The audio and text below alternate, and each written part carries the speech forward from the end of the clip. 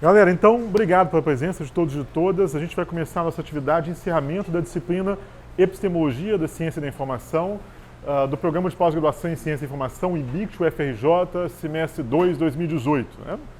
Bem, eu vou falar muito rapidamente para a gente passar imediatamente para o nosso convidado e desde já agradecendo muitíssimo o pronto aceite do Simas, nosso grande interlocutor para encerrar a proposta da disciplina, né? Agradecendo muito o Arthur e Vinícius por esse diálogo de todo o curso, a equipe de alunos que participou e tem trabalho para entregar semana que vem, né? E que vai ter enquanto a gente descansa, né? Depois a gente trabalha também. Arthur e Vinícius, que são professores da disciplina ao longo desse semestre, lembrando que essa disciplina tem um papel histórico para esse discurso científico, esse discurso de formação científica da ciência e informação do Brasil, a primeira disciplina com foco em epistemologia que compôs a única linha de pesquisa do Brasil dedicada historicamente à epistemologia da ciência e informação. E ela retorna depois de 6 anos, a disciplina parada em razão do processo histórico do trabalho da professora Maria Nélida Gonçalves de Gomes na disciplina, hoje na UF e também como colaboradora do nosso PPGCI.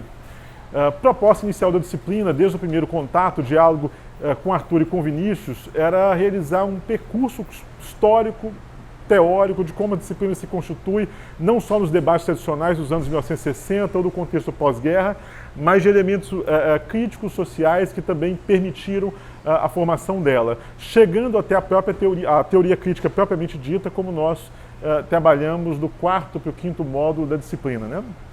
Resultado desse discurso, dessa virada de módulos, nos levou a um debate sobre as chamadas epistemologias do Sul e os diálogos críticos com discursos que estão completamente afastados no debate inicial do que é e do que não é ciência. Século XIX, século XX, até os anos 60, quando a gente começa, a partir de uma reflexão sobre um conjunto de elementos de minorias e de maiorias minorizadas, a repensar não só o que nós somos no mundo, mas o que a ciência é, o papel absolutamente devastador da ciência na história após o século XVIII, após o Iluminismo, né? E a possibilidade completamente aberta, plural, de reconstruir os modelos de fazer ciência a partir de perspectivas diferentes, de construções distintas, como os elementos da cultura afrodescendente, das matrizes de raiz africana no contexto brasileiro, né? Na semana passada, só para relacionar mais um pouco com a nossa disciplina, nós tivemos um evento, eu vou circular as obras do Simas que estão disponíveis para venda aqui, né? Os Simas depois falam mais um pouquinho delas para a gente ao longo do debate, né? Nós tivemos o evento Arte da Biografia, o Seminário Internacional, e isso demonstra uma das publicações centrais do seminário. Isso daqui é a lista de chamada, tá, pessoal? Daqui a pouco a gente faz a lista, né? Um dos elementos centrais que dialogam diretamente com o nosso debate hoje é a publicação histórica realizada na Câmara dos Deputados por uma equipe concentrada, dentre outros, pelo Rafael Cavalcante, que organizou um repertório bibliográfico da condição do negro no Brasil. E nós tivemos uma palestra muito, mas muito interessante no final da tarde de sexta-feira, demonstrando como que a produção desse livro, que é um livro da década de 2010, já foi uma produção extremamente delicada, difícil de ser realizada por conta das pressões de uma transformação política no Brasil, de recuos contra qualquer abordagem progressista e de procura por uma mínima justiça social no Brasil diante dos nossos dilemas, né? Então, eu já vou passar a palavra para o Arthur, que vai apresentar. O Vinícius deseja falar alguma palavra? Alguma coisa, né? Passo para o Arthur e vamos circular aqui o repertório bibliográfico sobre a condição do negro do Brasil. Esse repertório também está disponível para download, disponível na web, né? E as 2 obras do Simas disponíveis aqui para venda hoje. Muito obrigado, Simas. Arthur, vai com você. 1 minuto. Tem um microfone. Não. Obrigado a todos pela presença. Eu queria rapidamente, né, fazer só essa apresentação por conta de conseguir, né, conforme eu escrevi outro dia, de conseguir unir o útil ao agradável nessa manhã, né, de terça-feira, que a gente está no encerramento do semestre. A gente já tinha uma proposta de alguma atividade que fosse fora das paredes ali, né, do que para a gente é a academia, né, o espaço ali do IBICT, né, e ao longo desse curso, né, uma proposta do Gustavo, que me convidou e convidou ao Vinícius para dividir essa tarefa, né, de falar sobre a epistemologia da ciência da informação através de diversas escolas de pensamento, né, diversas perspectivas de conhecimento. E a mim coube trabalhar a teoria crítica, e a partir da teoria crítica de pensar, né, nas condições materiais de existência e de produção de conhecimento, chegamos ao Boaventura de Souza Santos, que faz uma crítica da teoria crítica, ao dizer que a teoria crítica também se propunha uma teoria sobre tudo, também era uma teoria de matriz eurocentrada e tudo mais, né, de acordo com aqueles problemas. Então, o Boaventura de Souza Santos coloca a perspectiva das epistemologias do Sul, para a gente pensar, né, a produção de conhecimento a partir das próprias matrizes, né, dos territórios latino-americanos e africanos e tudo mais. Sendo o Boaventura de Souza Santos também um português, também mais um europeu, né, colocando isso. Então, no princípio eu falei com o Gustavo, não, seria muito interessante que a gente pudesse falar de uma perspectiva de conhecimento que não tivesse as raízes fincadas na Europa, ou que não viesse a partir de uma perspectiva dos europeus, né, de nos dizer também de alguma maneira, né, com esse tom, né, também de desafiador, de dizer, não, também é possível se produzir conhecimento e leituras, né, do mundo a partir de outras perspectivas. Né? E pensei imediatamente no Simas, né, acompanhando inclusive o lançamento do Fogo no Mato, né, que eu perdi o lançamento do livro em si, já estava atrás dele, e pensei que seria uma proposta muito boa, pelo fato de eu já conhecer o Simas há quase 15 anos, né, a gente foi apresentado por um amigo em comum, que é o Eduardo Goldenberg, na livraria Folha Seca, isso lá nos idos de 2003, 2004, quando na época eu estudava Oswald de Andrade e Antropofagia, que cara para o Vinícius também, e o Oswald de Andrade, que não sei se você concordaria, mas eu acho que tem uma trajetória também parecida com o Simas, que é uma pessoa que desenvolve o seu pensamento não dentro da academia, né, mas em outros espaços, né, de atuação, e pensando na perspectiva de se pensar com as contribuições, ok, né, que venham, né, como o Oswald de Andrade, que era leitor de Marx, de Freud, de Nietzsche, né, mas pensava tudo a partir, né, da perspectiva antropofágica, né, com o Manifesto Antropófago, o Manifesto Pau-Brasil, né, e a perspectiva dele da cultura messiânica e, né, da cultura brasileira, absorvendo essas influências e tentando pensar a partir de uma outra perspectiva. Então, achei que a contribuição do Simas seria muito boa, né? A gente estava até comentando ali de graça que uma ou outra pessoa mais conservadora da academia, né, manifestou um pouco de irritação com o fato de falarmos de epistemologia da macumba dentro da academia, né? Então a gente viu que com essa reclamação a gente estava no caminho certo, então isso deixa a gente um pouco mais feliz hoje, e nesse sentido é com muita satisfação que eu passo a palavra, apresento a vocês Luiz Antônio Simas. Bom, gente, bom dia. Agradecer primeiro ao Arthur o convite, o Gustavo, o Vinícius. E é um convite interessante, né? O curso de epistemologia, falar um pouquinho sobre a epistemologia das macumbas, o que seria isso. Então eu acho que cabe aqui uma explicação, porque é que eu chego... Na verdade, esses dois livros falam mais ou menos da mesma coisa, mas de maneiras um pouquinho distintas, vou falar um pouquinho deles. O Pedrinhas Miudinhas, que é um livro que eu escrevi sozinho, a partir de um encontro entre Walter Benjamin e um caboclo de Umbanda, eu falo um pouquinho dele daqui a pouco, e O Fogo no Mato, A Ciência Encantada das Macumbas, que é o livro que eu escrevi com Luiz Rufino, pedagogo, né? E que tem a ver com o Pedrinhas o primeiro. Mas então deixa eu só falar um pouquinho sobre o que seria a epistemologia das macumbas, como é que eu começo a trabalhar com esse tipo de coisa. Eu nasci dentro de um terreiro, eu sou o caso clássico que a gente chama de criança de candomblé. Porque a minha avó, quando tinha 17 anos, minha avó é alagoana, mas vai muito nova para Pernambuco, a minha avó vai a uma saída de santo, né, a saída de Aô, como a gente diz, na Casa da Água Fria, que é um Xangô pernambucano, que é uma vertente do candomblé de Pernambuco, Xambá ou Xangô pernambucano, como a gente chama. E ali ela bola para o santo, né? Ela sente a vibração e ela acaba se iniciando. A minha avó, em 1963, vem para o Rio de Janeiro, veio um pouquinho antes, mas em 63 ela funda, ela cria o primeiro axé, né, a primeira casa de Xambá da Baixada Fluminense, em Nova Iguaçu, no Jardim Nova Era, na Rua Castor, onde eu cresci, né? Então, a rigor, eu nasci dentro do candomblé, me iniciei com 2 anos de idade, né? Fiz os meus primeiros rituais, como Ogã, aquele negócio todo. Quando minha mãe carnal, filha da minha avó, minha mãe carnal, tinha 13 anos, a minha mãe foi fazer a iniciação dela, mas o oráculo, né, o conhecimento oracular, parou a iniciação da minha mãe, dizendo que o caminho dela não era o Xambá, não era o Xangô, não era aquela vertente, né, do candomblé de Pernambuco. E que o caminho da minha mãe era a encantaria. E aí a minha mãe, daqui a pouco eu falo um pouquinho sobre a encantaria, porque ela é chave para essas reflexões que eu proponho.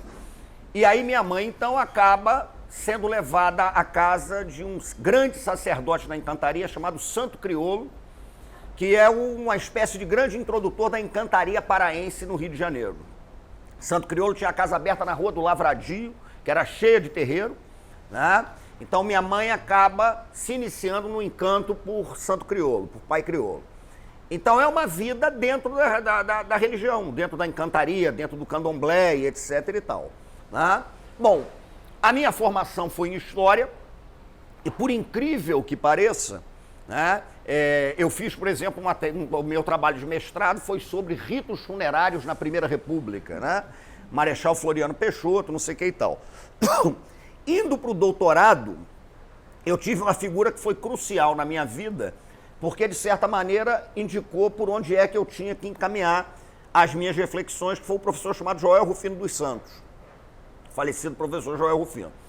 Então, a partir do Joel, né, o Joel falava isso, olha, você tem que estudar o que você conhece, né, porque tem muita coisa ali das umbandas, da encantaria, do candomblé, do samba, né, o meu tio, irmão da minha mãe, foi presidente de escola de samba e tal, então, de bloco carnavalesco também, você precisa entrar nisso, por que não estudar esse tipo de coisa? E aí eu comecei a me aventurar na história, com a história do carnaval e do samba.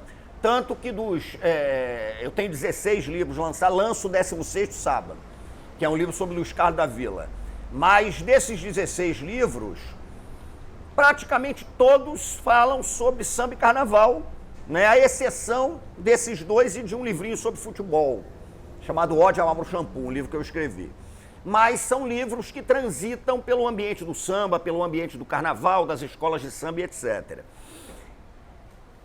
Quando eu fiz o Dicionário da História Social do Samba, né, que está por aí, eu escrevi esse livro com o Ney Lopes, que é um grande sambista e tal, a gente fez o Dicionário da História Social do Samba.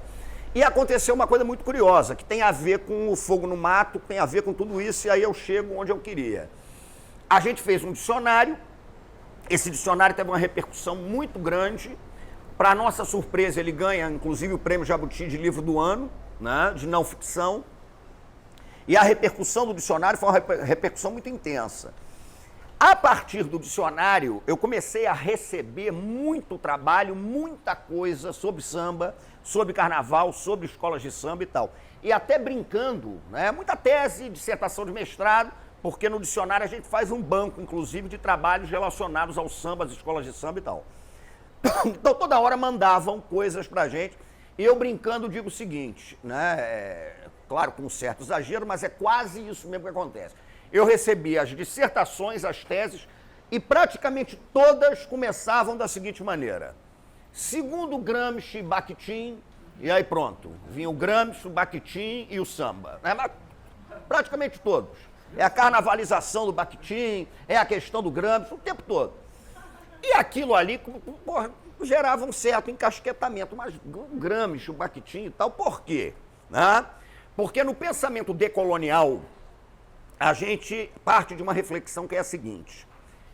É como se esses saberes, como se o samba, como se a encantaria, como se as escolas de samba, como se a capoeira, né, como se o jongo, como se o babassuê, o toré, o catimbó de Jurema, tudo isso, é como se esses saberes fossem um laboratório de experiências, né?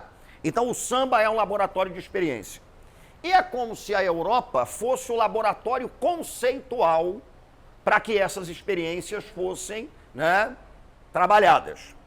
Então nós somos o laboratório de experiências e eles são o laboratório de elaboração de conceito, né?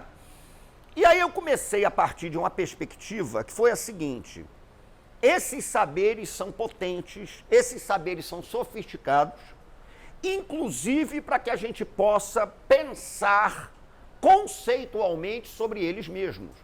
É viável elaborar conceito, é viável elaborar reflexão, é viável elaborar teoria do conhecimento, é viável pensar em ontologias ligadas a tudo isso. E aí eu começo a fazer uma linha de trabalho que visa mergulhar nesses saberes, né? Inclusive com a perspectiva de produção conceitual e de reflexão. O Pedrinhas Miudinhas, o primeiro, ele foi um livro que partiu de um princípio, do princípio que é viável propor uma explicação sobre o Brasil a partir da encantaria. Mas ele é um livro meio fugidio, porque eu não falo isso em momento algum. Mas em todos os textos do Pedrinhas, a encantaria está presente, né? É um livro sobre encantaria. E esse título, Pedrinhas Miudinhas, é um título que faz parte de uma reflexão que eu fiz a partir de um texto do Walter Benjamin, As Teses sobre a História, em que o Benjamin, inclusive, fala da necessidade de escovar a história a contrapelo, né? Escove a história a contrapelo. Então, conte a história sob outras perspectivas e tal, uma história do cotidiano, né? Uma história de miudezas e tal.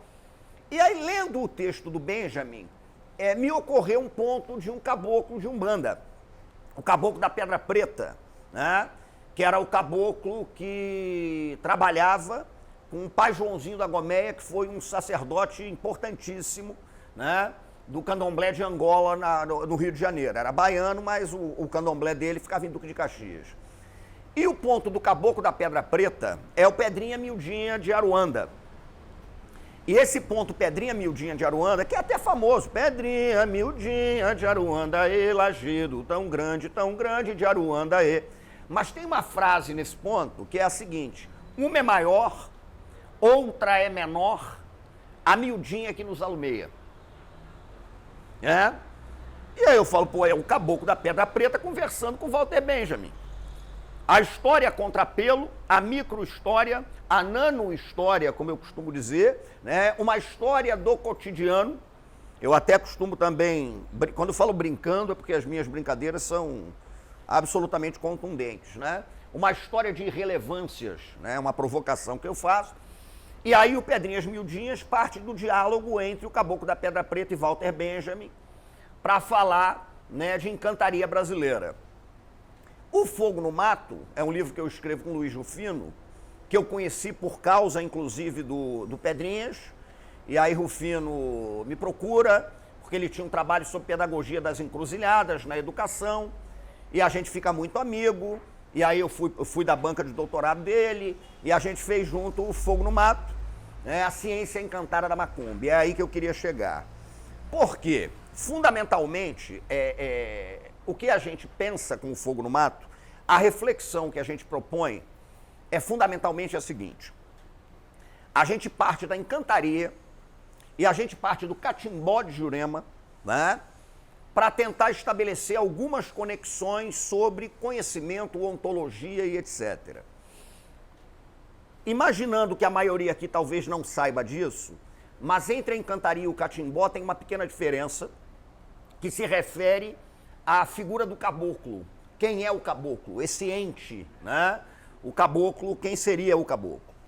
Para o catimbó, né, o catimbó é um conjunto de ritualísticas fundamentado numa bebida sagrada, a bebida da Jurema, né? Aliás, os próprios catimbozeiros é que usam a expressão ciência encantada da Jurema.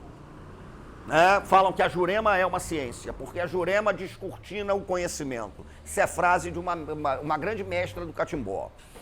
E o catimbó trabalha com a seguinte ideia: o caboclo no catimbó é o espírito de uma entidade indígena que teve vida terrena, nasceu, viveu, morreu.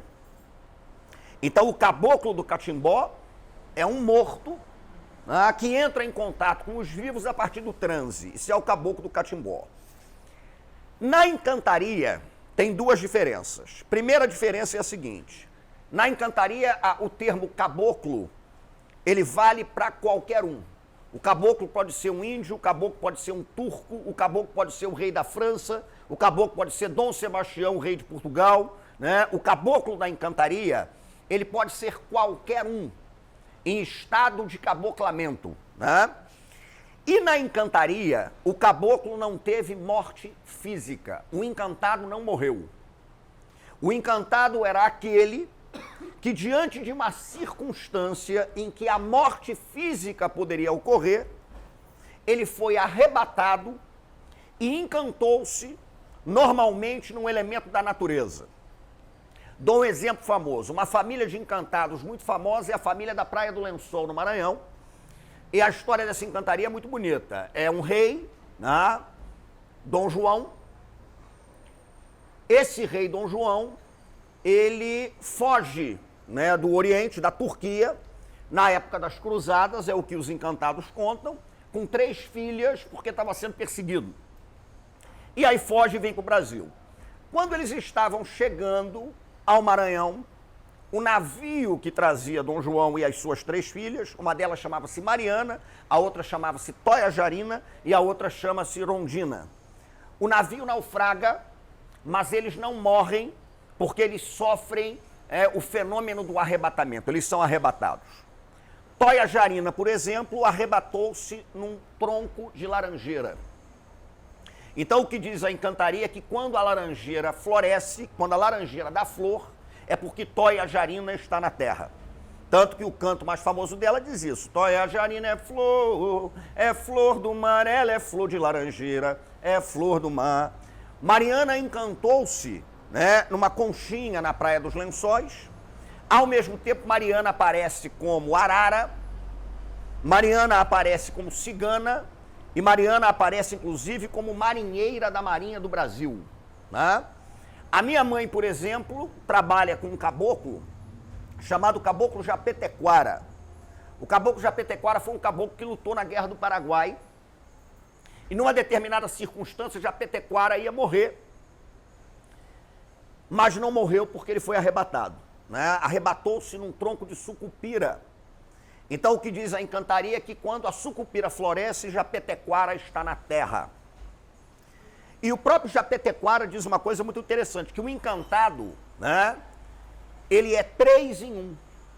O encantado é ele mesmo, o encantado é o elemento da natureza no qual ele se encantou, e o encantado é o corpo que ele usa para dançar entre os viventes. Então Japetequara é ele, Caboclo Japetequara. Japetequara é o tronco de sucupira. Japetequara é o corpo em trânsito da minha mãe, né? O encantado, portanto, ele tem essa dimensão ontológica de ser ele mesmo, de ser o elemento da natureza e de ser o corpo através do qual ele dança, né? Mais ainda, a encantaria alarga a própria noção do humano, né? Sem dúvida nenhuma, há um alargamento profundo. A encantaria, por exemplo, coloca em xeque o próprio cogictum cartesiano, né? Porque se a gente imagina o cogictum, o penso logo existo, né? A encantaria trabalha a existência na dimensão do vibro logo existo, na dimensão do danço logo existo, na dimensão do bato tambor logo existo, e pasmem, né? As umbandas, o catimbó e a encantaria, morro logo existo. Porque muitas vezes a condição fundamental da existência, né, é exatamente a morte. Porque todos esses saberes afro-ameríndios, todos eles têm um elemento comum. A grande dualidade que existe não é a dualidade entre morte e vida. Não é essa a questão chave, né, para a encantaria, para a Jurema, para a Umbanda, para o candomblé de Quito, para o candomblé de Angola, para todos esses saberes, não é isso, né? A morte e a vida, né, a morte como um fenômeno fisiológico e tal, não é essa a dimensão. A grande dimensão em que operam esses saberes é a dimensão do encanto e a dimensão do desencanto. Nesse sentido, o morto, por exemplo, ele pode estar mais vivo do que alguém que biologicamente esteja vivo. Né? Porque aqui está todo mundo vivo, biologicamente falando, mas para a encantaria, para a umbanda, para o catimbó, para tudo isso, é muito provável que aqui alguém esteja morto. Porque se você está desencantado, você está morto. Né? E tem morto que está muito vivo. Né? Tem morto que está vivo para dedéu. Vou dar um exemplozinho básico, só para a gente ver como você alarga essas perspectivas no caso da história. Padroeiro da cidade do Rio de Janeiro é São Sebastião. Né? E São Sebastião é padroeiro da cidade por conta de um detalhe muito peculiar da história oficial do Rio. São Sebastião lutou com espada em riste ao lado dos portugueses contra os índios tupinambás. O milagre de São Sebastião é ter participado da Batalha de Uruçu-Mirim, tá? Matando índio. Então nós temos um padroeiro cujo milagre foi matar índio para que os portugueses conquistassem a Guanabara na guerra contra os tupinambás e os franceses. O que é curioso é que nas encruzilhadas brasileiras, São Sebastião, o santo cristão, ele foi aproximado, né? Ele foi amalgamado, ele foi cruzado.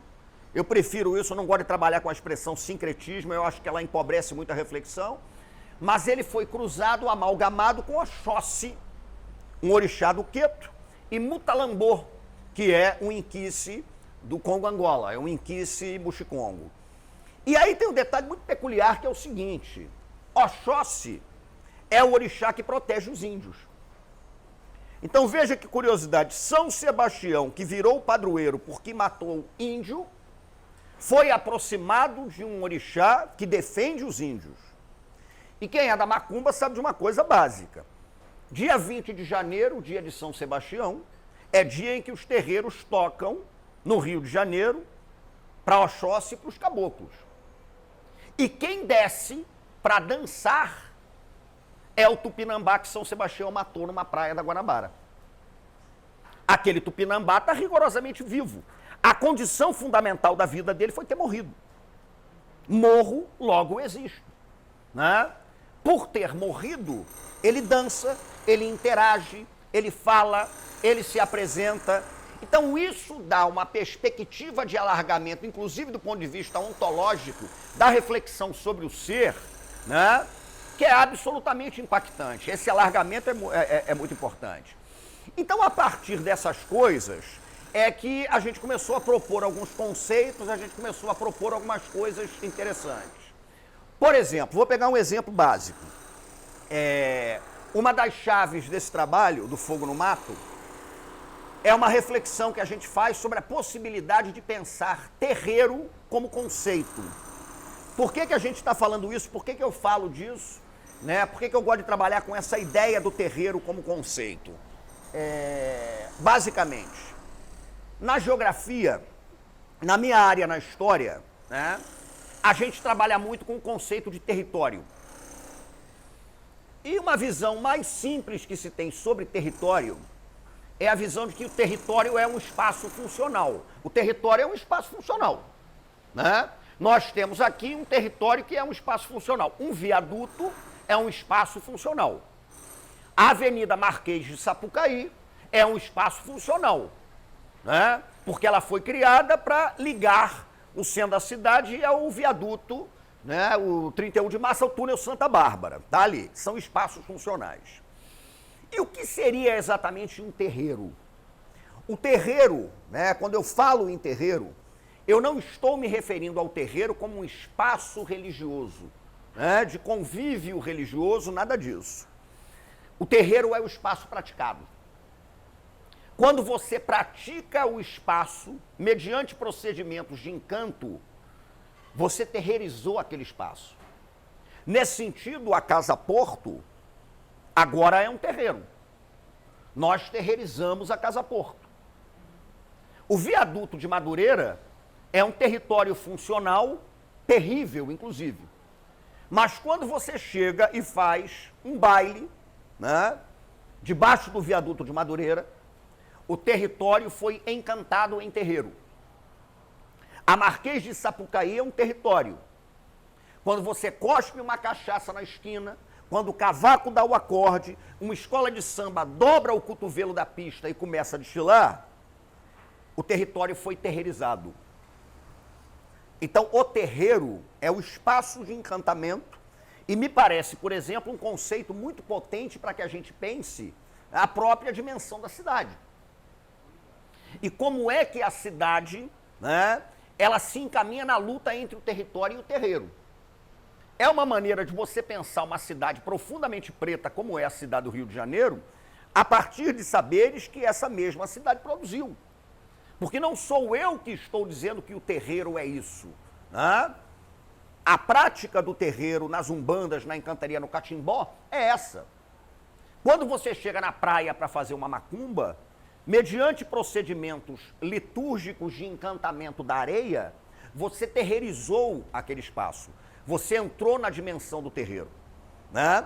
Então, essa dimensão do encanto é uma dimensão muito profunda para que a gente possa pensar uma série de coisas.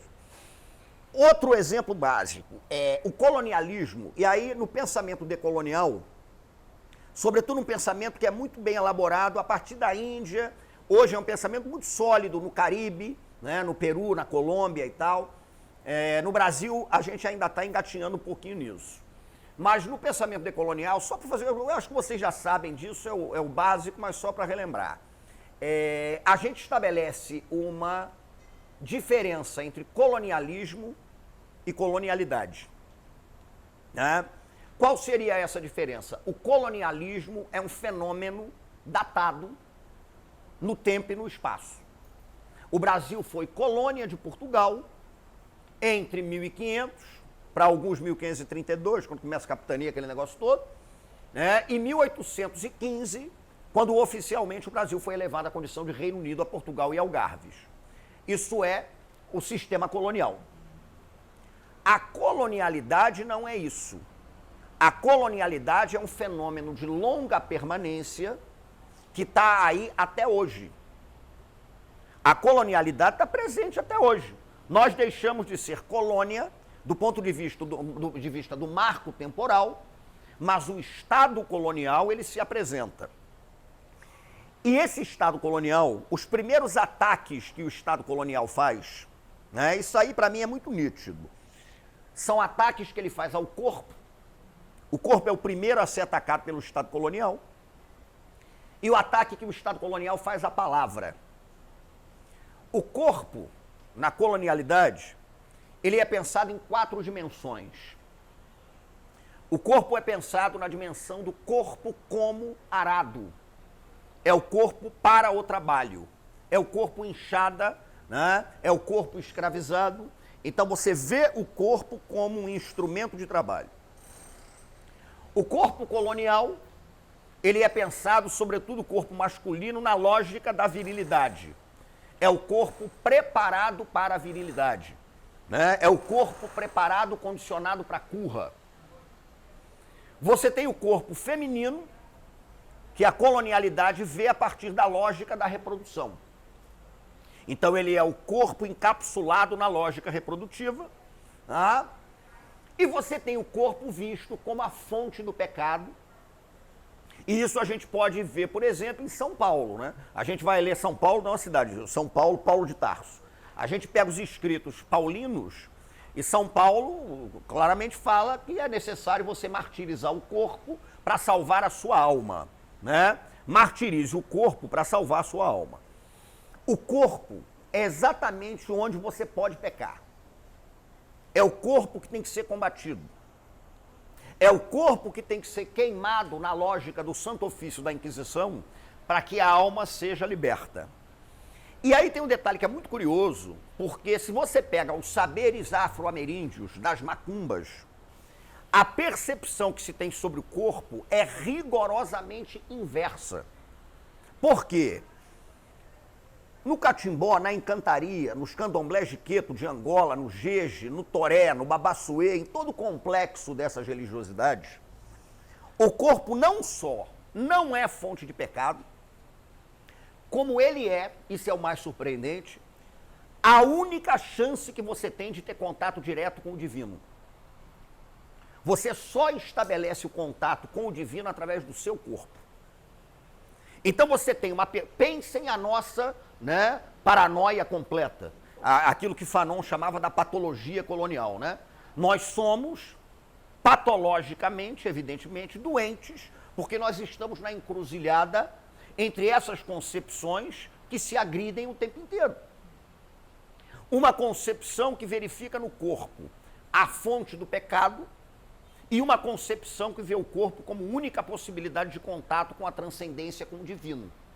É o corpo que transita, é o corpo em transe, é o corpo que vai, né? É o corpo que está indo. Então é muito interessante. O Estado colonial ataca o corpo, né? O Estado colonial ataca, evidentemente, a palavra. E esse livro, Fogo no Mato, ele parte de uma provocação. O Pedrinhas Miudinhas também parte de uma provocação que é a seguinte. Ele é escrito propositalmente numa linguagem que de acadêmica não tem nada. Ele é um livro que se propõe a um debate sólido, a um debate forte, a um debate pesado, né, com o pensamento decolonial. A zona de diálogo é essa. Mas ele é um livro que propositalmente trabalha na dimensão do encanto, inclusive da palavra, a poética e a política, né? Então o Fogo no Mato, ele se permite a linguagem, né? Há uma linguagem de giro, como a gente costuma dizer, né? A gente faz um rodopio, a gente trabalha muito com esse conceito de rodopio, né? A ideia do rodopio. O rodopio, na verdade, é você transfigurar-se. O rodopio é você abrir caminho para outro tipo de coisa. E a gente trabalha esse conceito a partir também da ideia do rodopio nas umbandas, né? Que quando vem o rodopio, é você estar entrando no estado de trânsito, você está indo para um outro lugar. Então o Fogo no Mato trabalha com essa perspectiva. Porque a palavra, nessas sabedorias também, nela reside a possibilidade de encantamento do mundo. Como? Né? E aí você redimensiona até o que é humano ou não é humano. Se você descer agora aqui, vou dar um exemplo. Se você desce agora aqui, de repente a folha mais comum que você vai achar no meio da rua é um peregum. O peregum é muito comum. Peregum você encontra em qualquer esquina, você sai da sua casa, desce e tal, você vai achar um peregum. O peregum, a rigor, não é nada. Peregum é uma folha que está ali. Mas, se você souber encantar o peregum através da palavra, você desperta o peregum. E aí é uma frase fabulosa que os Babalossan, os sacerdotes da folha, né? De Ossan, que é um orixá da folha, dizem que é o seguinte: você humaniza o peregum. Então você tem a possibilidade de humanizar o peregum. O peregum não é nada. Agora, se você me dá o peregum, e eu canto para ele, por exemplo, isso. Peregum, alajotitum, peregum, alajotitum, babá, peregum, alaomerém, peregum, alajotitum, peregum, alajotitum, peregum, alajotitum, peregum, alaomerém, peregum, alajotitum. Esse é um canto para você encantar o peregum. O peregum foi humanizado. Então a folha adquiriu a dimensão do encanto que a humaniza. Porque a condição humana, ela só é viável pelo encanto. Você encantou a folha, né? Mas um pouquinho para a gente também não se alongar e debater aqui. Você tem um saião, que é uma folha comum. Se você canta com o saião, você encanta o saião. Né? O saião foi encantado. O saião pode, né, fazer esse tipo de coisa. Então a própria dimensão ontológica de você pensar a condição humana, ela está muito presente nesse tipo de coisa. Nas razões da Jurema, nas razões do catimbó, porque há um detalhe que é interessante. Um outro conceito que é muito trabalhado no pensamento decolonial é o conceito de polirracionalismo. Né? O polirracionalismo contra o monorracionalismo que foi construído pelo pensamento europeu, de recorte das luzes e etc. Né? O pensamento decolonial trabalha com a ideia, por exemplo, de multiverso, né, e não universo. Porque não há um universo, há múltiplas maneiras de você encarar esses fenômenos todos e tal. Então o que isso significa? Significa que a gente tem um manancial muito potente para que a gente possa pensar esse tipo de coisa. Eu, em certa ocasião, estava escrevendo um texto sobre o Carnaval do Rio de Janeiro E aí, para escrever esse texto, eu criei dois conceitos. O conceito de exusíaco e o conceito de oxalufânico. E quando eu criei esses conceitos, depois eles estão desenvolvidos também no Fogo no Mar, eu criei primeiro uma pequena provocação dizendo que quem tem Exu e Oxalufã não precisa ficar recorrendo a Apolo e Dioniso, né? Que é um negócio até que não faz muito sentido. Porque o Rio de Janeiro, eu só vou dar um exemplo concreto como é que você pode operar conceitualmente nesse tipo de coisa. O Rio de Janeiro é uma cidade que tem dois tipos de carnaval que são muito distintos. Tem um carnaval de rua que é absolutamente diferente do carnaval de avenida. O carnaval de rua é o carnaval que eu chamo de exusíaco. Primeiro porque Exu, Mavambo, Aluvaiá, Legba, né, é uma entidade, é uma energia que está presente na rua. Né? Ele é o dono da rua. Ele é a boca que tudo come. Aliás, fascinante com Oswald de Andrade. Porque você pensa na antropofagia do Oswald e você pensa num mito de Ifá, que é a sabedoria dos babalaôs, né? Mas tem um mito de Ifá que diz o seguinte: Exu vinha caminhando e existiam duas cabaças que oferecem a ele na feira. Né? E aí uma cabaça tem o pó, né, da bondade e tal, e a outra cabaça tem o pó da maldade, tem uma opção de coisa nas duas. E aí Olodumare, o deus maior, no mito, ele pergunta a Exu qual é a cabaça que Exu quer. Exu pede uma terceira cabaça. Ele pede uma terceira cabaça, ele pega as duas cabaças, quebra as duas e mistura os pós das duas cabaças numa terceira cabaça. Por isso ele inclusive é o Ibaquetá, né, o dono da terceira cabaça. E ele mistura aquela terceira cabaça, ele joga o pó para cima e ele sopra o pó da terceira cabaça. O que é uma coisa muito potente, inclusive, para você pensar os fenômenos da cultura, né? Que se cruzam o tempo todo, né? Estão o tempo todo cruzados ali. Exu é o Enug Barijó, a boca que tudo come. Porque diz Ifá também que Exu é o único orixá para o qual você pode ofertar qualquer comida que ele come. Ele come, mas ele sempre vomita a comida para te restituir aquilo ali. E ele vomita de uma forma diferente. Aí você pega o Ibaquetá, o Enug Barijó, a boca que tudo come, para pensar os fenômenos da cultura, estão ali. Exu é um teórico da história. Tem um Oriki de Exu, um pequeno verso dele que fala o seguinte: ele matou, olha isso, o pássaro ontem com a pedra que ainda não lançou, com a pedra que vai lançar hoje. Isso aí você pode fazer inúmeras reflexões sobre o fenômeno do tempo, né? E sobre o papel do historiador. Eu costumo dizer que é isso. O historiador vive matando o pássaro que voou ontem com a pedra que ele atira hoje, né? Eu analiso, por exemplo, eu tenho um livro sobre a Portela, né? Eu tenho um livro sobre a Portela, um dos meus livros é uma história da Portela. No meu livro sobre a Portela, eu estudei a formação da Portela na década de 20, né? Agora, eu estou estudando aquele pássaro que voou na década de 20 com um manancial que eu estou construindo hoje. E aí, quando você pensa em Exu, o que matou o pássaro ontem com a pedra que ainda lançará, né? Você pode, desde reflexões a respeito da temporalidade do tempo, né? De Exu, Exu aquele que, por exemplo, está aí, né? Um Oriki dele. E o estar aí de um Oriki de Exu é uma das traduções possíveis para o Dasein do Heidegger, no Ser e Tempo. Né? Nós estamos aí. Heráclito falando de esperar o inesperado. Então Exu dialoga com tudo isso. Por que eu estou citando isso para a gente chegar nas reflexões finais? Porque uma preocupação que a gente teve no Fogo no Mato e que eu tenho nos trabalhos, primeiro, é perceber a completa inviabilidade de qualquer pensamento essencialista.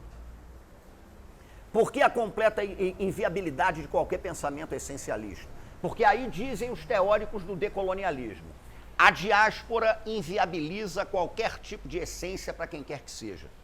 Nós estamos em trânsito, nós estamos em canoa, né?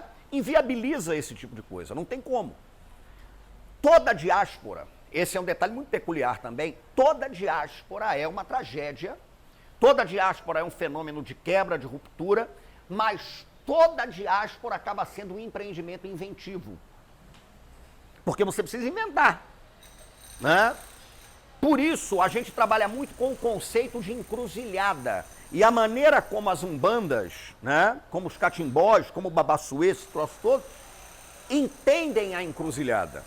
A encruzilhada é fundamentalmente o lugar do encontro, é o lugar em que as coisas se cruzam, é o lugar em que as coisas estão acontecendo. A encruzilhada tem essa perspectiva. Por isso, tem um detalhe aí que é fundamental. Quando eu dialogo, por exemplo, no Fogo no Mato com Descartes, quando eu dialogo com Heidegger, né? Quando eu dialogo com Hölderlin num texto sobre rios e tal, não é para inviabilizar aquele pensamento, descartá-lo. Quando eu falei brincando aqui do Gramsci e do Bakhtin, não é para descartar, até porque eu uso muito Bakhtin, né? E o próprio Gramsci, eu já usei o Gramsci em trabalho sobre o Cacique de Ramos, por exemplo, né? Não é para descartá-los, não é isso. Mas é pensar na perspectiva do cruzo, na perspectiva da encruzilhada. É promover o encontro entre Walter Benjamin e o Caboclo da Pedra Preta. É entender que Zé Pilintra, que seu Tranca-Rua das Almas, eles são também teóricos do conhecimento. É entender que para o juremeiro, a jurema é ciência sim. Porque o juremeiro diz que a jurema descortina a possibilidade da verdade. Isso aí é um juremeiro falando, né? Uma vez também me perguntaram num trabalho sobre Umbanda, uma menina que estava escrevendo sobre um determinado Exu, ela falou, com quem eu converso para saber mais dele? Eu dei uma resposta que foi básica, com ele.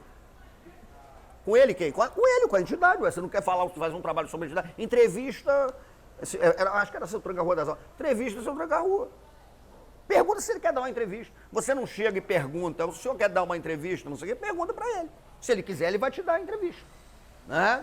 E a partir da entrevista, você pode ver o que ele acha, o que ele não acha. A coisa mais natural do mundo. Né? Quando eu, por exemplo, penso no carnaval como meu sujeito do conhecimento, que eu tenho horror também dessa ideia do objeto do conhecimento. O objeto é terrível, né? O objeto é aquela mesa ali sem uma garrafa de cerveja em cima. Né? Mas quando penso sobre o carnaval, sobre o samba, fundamentalmente eu tenho que partir de um recorte, que é meu como historiador. Como é que o samba se pensa? Como é que os saberes do samba permitem a elaboração conceitual, né, para que eu possa dialogar com eles? Como é que esse tipo de coisa pode acontecer? Como é que o samba vê o corpo?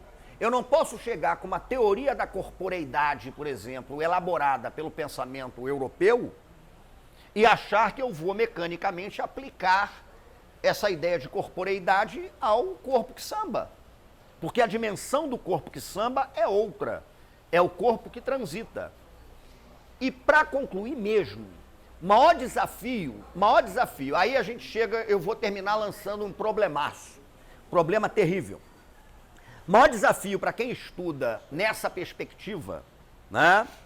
Eu acho que é entender que esses saberes trabalham o tempo todo com gramáticas, que eu chamo de gramáticas não normativas. O que eu estou chamando de gramática não normativa? E aí eu termino com esse exemplo e lanço o petardo aí para a gente ver o que faz da vida. E é o seguinte, vou dar um exemplo concreto, tá? Que eu gosto de dar. Quando eu fiz o livro sobre a Portela, Tantas Páginas Belas, Histórias da Portela, eu me lembro, por exemplo, que eu parti para o livro foi lançado em 2012, eu tinha primeiro uma obsessão de historiador de saber quando a Portela foi fundada. E aí, com 15 dias de pesquisa, eu descobri que era impossível estabelecer o registro da fundação da Portela e que a questão era de uma irrelevância total. Absolutamente irrelevante. Porque você perguntava para 5 fundadores da Portela, Portela foi fundada em 1923, quando criou-se um bloco carnavalesco Baianinhas de Oswaldo Cruz, para outros em 26, quando foi criado o Conjunto Carnavalesco de Oswaldo Cruz, para outros em 29, quando o Conjunto Carnavalesco passou a se chamar Vai Como Pode, e para outros em 35, quando Vai Como Pode, por causa de um delegado de polícia, passou a se chamar Portela. Porque o delegado achava que Vai Como Pode é nome de vagabundo. Não podia. Né? E aí virou Portela. E aí a primeira coisa foi essa. Pô, mas então, né, eu já percebi que é uma questão ali meio complicada. Na cultura do samba, o sentido do que está sendo dito, ele é muito mais relevante do que você trabalhar com exatidão de data, nada disso. Mas o que mais me chocou e abriu para mim um outro caminho, e é o trabalho que eu estou fazendo hoje, no atual momento eu estou trabalhando assim, foi basicamente o seguinte, na historiografia das escolas de samba, existe um certo consenso de que as escolas de samba eram agremiações majoritariamente pretas, formadas por afrodescendentes, que durante boa parte de sua história só faziam enredos sobre a história oficial, que é branca, né? Então a onda era essa. Os 5 temas mais cantados, esse ano, por exemplo, eu dei uma consultoria, enfim, bate-papo bom, para um amigo querido que eu tenho, que é o Leandro Vieira, o Carnavaleiro da Mangueira. Nós discutimos o enredo da Mangueira no Bode Cheiroso, aliás. O botequim que eu vou, o Leandro estava lá quando ele teve a ideia de fazer o enredo que a Mangueira vai apresentar no ano que vem e que inverte a perspectiva da história oficial, né? Então, por que eu estou dizendo isso? Há um certo consenso de que as escolas de samba, então, eram agremiações pretas que contavam a história branca. Descobrimento do Brasil, a abolição, os bandeirantes, aquele negócio todo. Primeiro samba que Candeia fez para Portela, Candeia tinha 16 anos, é um samba chamado 6 Datas Magnas. Nenhuma daquelas datas magnas tem a ver com a história dos pretos do Brasil, dos afrodescendentes, das escravizadas e escravizados, nenhuma. E o samba é de Candeia. Então há um certo consenso na historiografia. As escolas de samba, agremiações majoritariamente negras, contaram a história oficial do branco. Eu, num certo momento, comecei a discordar disso. E olha que eu já escrevi isso em livro, né? Mas eu comecei a discordar. Por quê? Porque a gente tem que estar atento a outras gramáticas. A bateria da Portela foi batizada, porque baterias são batizadas, né? Para que você encante a bateria e para que a bateria possa falar, né? É como o tambor no candomblé, porque o tambor, ele é encantado também, né? O tambor vira uma entidade mediante procedimentos, né, secretos. Você despertou a voz do tambor. Então a bateria da Portela, ela foi batizada no dia 20 de janeiro, olha aí de novo, né? Eu vou concluir da maneira como comecei. 20 de janeiro de 1928, dia de São Sebastião, que aqui foi aproximado a Oxóssi. No candomblé de Queto, existe um toque que você toca para Oxóssi. É o tambor contando a história de Oxóssi, e esse toque chama-se aguerê. O aguerê é o tambor contando a história de uma caçada. O aguerê é mais ou menos um tac tac tac tac tac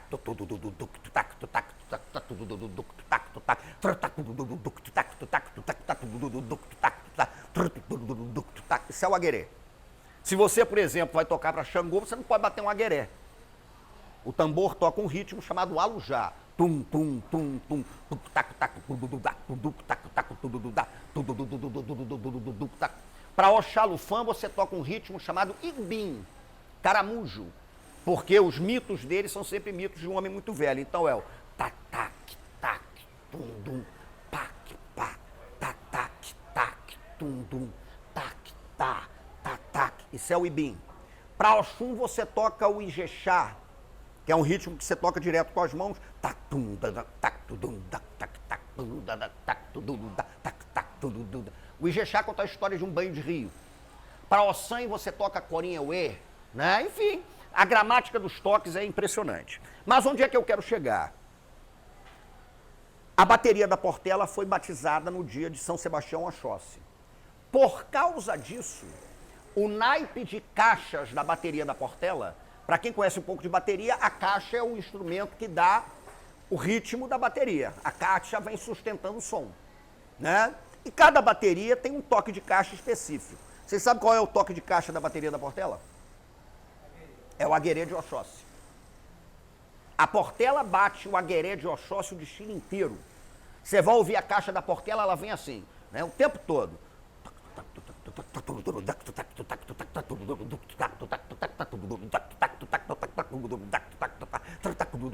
Tá batendo para Oxóssi. Aí eu faço a pergunta. Quando a Portela desfila contando a história da Batalha Naval do Riachuelo, a Portela está contando a história naval, da Batalha Naval do Riachuelo com a gramática normativa a qual estamos acostumados. Mas a bateria da Portela não está contando a história da Batalha Naval do Riachuelo. A bateria da Portela está contando a história de uma caçada numa mata africana durante 1h30. E aí a pergunta é, o que a Portela está contando na avenida? Porque a pluralidade das gramáticas é absolutamente fundamental. A nossa palavra, os nossos códigos, eles não dão conta disso. Então você está cantando uma coisa, mas o tambor está dizendo outra. E aquele desfilante da Portela, que é da comunidade, que é do santo, que é da macumba, que é do candomblé e tal, esse desfilante, né? Vocês acham que ele está identificando o que ali? A Batalha Naval do Riachuelo? Não há nada de identificando a Batalha Naval do Riachuelo. Ele sabe perfeitamente que ele está atravessando a avenida, quando a bateria é criada, né? Tocando para Oxóssi o tempo todo. Quem desfila no Salgueiro sabe que o Salgueiro bate caixa alta, aqui em cima, numa levada puxada para o Partido Alto, e que trabalha com uma rítmica muito próxima do Congo de Ouro e do Alujá de Xangô. Então o conhecimento dessas questões passa também pelo que eu chamo de necessidade de um alargamento de gramáticas. O alargamento de gramáticas que passa pelo tambor, o alargamento de gramáticas que passa pelo corpo, o alargamento de gramáticas que passa pelo que não é dito, né? Fundamentalmente é isso. Então é necessário também que a gente dê esse mergulho. Eu vou concluir lendo a abertura do Fogo no Mato. Porque muita gente, como você está falando, muita gente olha a palavra macumba e toma um susto, né? Macumba e não sei o que e tal. E a abertura é de um texto que eu escrevi há muitos anos e que a gente colocou na abertura do Fogo, eu e o Rufino. Nota introdutória, macumbeiro, né? Porque a gente se define como macumbeiro. Quer dizer, é o quê? Macumbeiro, né? A defesa do Rufino está lá, a pedagogia das encruzilhadas, o macumbeiro Luiz Rufino. O cara é macumbeiro, por que não pode ser um macumbeiro? Né? Mas aí a gente bota o seguinte aqui. Macumbeiro, definição de caráter brincante e político que subverte sentidos preconceituosos atribuídos de todos os lados ao termo repudiado e admite as impurezas, contradições e rasuras como fundantes de uma maneira encantada de se encarar e ler o mundo no alargamento das gramáticas. O macumbeiro reconhece a plenitude da beleza, da sofisticação e da alteridade entre as gentes. A expressão macumba vem muito provavelmente do quicongo cumba, feiticeiro. O prefixo ma no quicongo forma o plural. Cumba também designa os encantadores das palavras, os poetas, os griots, as gelias, né? Macumba seria então a terra dos poetas do feitiço, os encantadores de corpos e palavras que podem fustigar e atazanar a razão intransigente e propor maneiras plurais de resistência pela radicalidade do encanto, em meio às doenças geradas pela retidão castradora do mundo, como experiência singular de morte. Então essa é a ideia que a gente tenta trazer com a ciência encantada das macumbas. E aqui eu faço, inclusive, como é que é aquele negócio quando a gente conta o final do filme? Spoiler. Um spoiler. Porque muita gente pergunta o fogo no mato. Fogo no mato é catimbó. É uma das prováveis origens da expressão catimbó, né? Taca fogo no mato. O catimbó veio para tacar fogo no mato a partir do encanto da Jurema. E era mais ou menos isso que eu queria dizer para vocês. Aí agradeço mais uma vez o convite para que a gente possa falar um pouco sobre esses trabalhos aí que a gente tem feito. Certo?